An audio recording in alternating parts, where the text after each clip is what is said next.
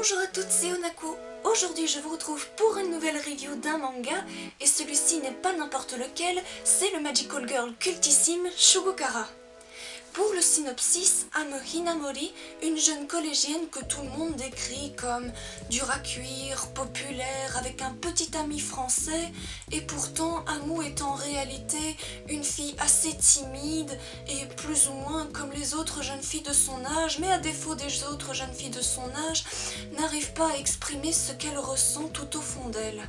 Ce qui par ailleurs la rend très malheureuse de ne pas pouvoir extérioriser ce qu'elle est. Mais, le soir même, lorsqu'elle rentre chez elle, Amu vit une émission parlant d'anges gardiens qui apparaissent et aident les enfants à extérioriser la personnalité qu'ils voudraient adopter. Et tout cela, rien de plus simple, il suffit de faire un vœu. Amu, très pragmatique de nature, fit quand même un souhait de pouvoir devenir celle enfin qu'elle rêve d'être, enfin celle qu'elle a envie, et d'avoir des anges gardiens, mais sans attente ni espoir particulier. Et au matin, elle se réveilla et à sa grande surprise découvre des œufs sous sa couette. Amu les prit discrètement pour aller à l'école et, ce matin-là, justement, n'était pas un matin comme les autres. L'élite des élèves gardiens débarque dans son école pour s'y installer. Et le roi Tadase, pressentant une aura en voyant Amu, il essaya de l'aborder, mais il est aussitôt refoulé par elle.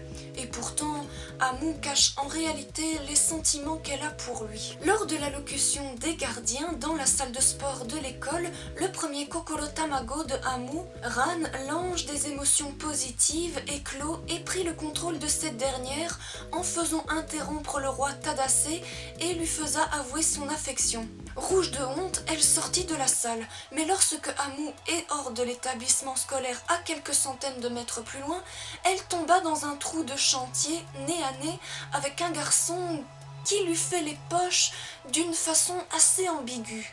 Ce dernier, Ikuto, lui dit qu'il recherche un œuf appelé l'embryon. Amu, récupérant ses œufs lorsque le roi Tadase est venu la secourir, Ikuto s'en alla en attendant que les prochains œufs de Amu éclosent. Au chapitre suivant, Amu est invitée à prendre le goûter avec les gardiens et apprend que les personnes comme Ikuto travaillent pour la société Easter au sombre dessein s'emparer des œufs des enfants à des fins militaires. Et lors du goûter, Amu fit plus ample connaissance avec les autres membres des gardiens, Tadase et son Shugokara Kiseki, la reine Nadeshiko et Temari, Las, Yaya et Pepe, ainsi que le valet Kukai et Daishi. Les gardiens ont décidé, au vu que Amu a plus de Shugokara que les autres enfants, de lui donner le titre du Joker. Au fil du tome 1, Amu va apprendre au cas par cas comment apprivoiser les Shugokara et la personnalité qu'elle veut incarner. Très personnellement, j'ai beaucoup apprécié le tome 1 car je trouve que le style de dessin, bon, même si c'est un petit peu old school, j'aime beaucoup et l'histoire est très chouette car dans les shoujo Magical Girl, c'est vrai qu'on est souvent habitué à voir des filles très souriantes, très gentilles et assez loli. Là, Amu est une fille de base très réaliste, fermée et forte de caractère, mais parfois je la trouve un petit peu excessive, que ce soit avec les gens ou même ses Shugokara. Avant de terminer la vidéo, je tiens tout particulièrement à remercier mon amie Luna Umi de m'avoir vendu pour un moindre prix les 7 premiers tomes que je lirai également et dont laquelle peut-être que je ferai également des reviews sur les prochains tomes. Si vous souhaitez vous aussi les acheter, sachez que les mangas ont été réédités en double tome aux éditions Nobinobi.